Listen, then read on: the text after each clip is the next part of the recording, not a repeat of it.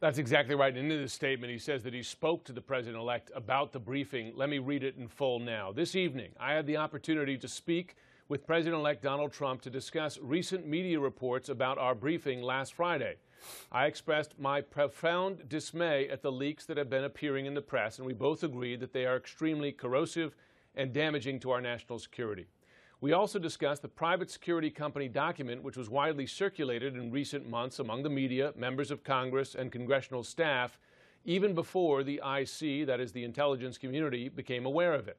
I emphasize that this document is not, emphasis, a U.S. intelligence community product, and I do not believe the leaks came from within the IC. The IC has not made any judgment that the information in this document is reliable, and we did not rely upon it in any way for our conclusions.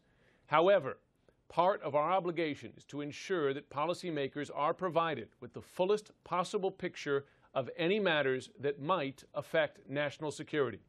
President-elect Trump again affirmed his appreciation for all the men and women serving in the intelligence community, and I assured him that the IC stands ready to serve his administration and the American people. It is signed James R. Clapper, the Director of National Intelligence. Don, if I could just highlight a line in that statement. It's the line at the end. First of all, it references this document that was part of CNN's story, not the contents of the document, but CNN's story yesterday, which was an exclusive, was that this document had been included, a synopsis of it, in that classified intelligence briefing on Friday to the president-elect as well as to President Obama, that the FBI is investigating the allegations, though has not yet confirmed them, and that members of Congress, Republican and Democrat, consider them serious and have also asked for further investigation. You'll remember today that Donald Trump at his press conference denied any veracity of that document, but also attacked CNN, called us fake news, called this story fake, and that's a line that was continued by Kellyanne Conway with Anderson Cooper in quite a substantive interview just about a little more than an hour ago.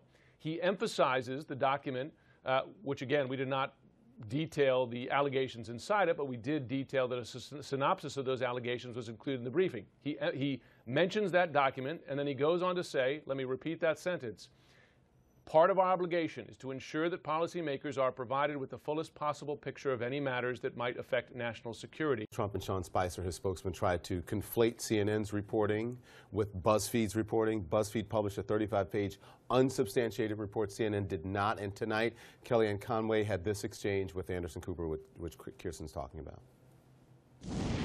And what CNN said was, and I quote, classified documents presented last week to President Obama and President-elect Trump included allegations that Russian operatives claimed to have compromising personal and financial information about Mr. Trump. Multiple U.S. officials with direct knowledge of the briefings tell CNN. Anderson, your sources are not correct.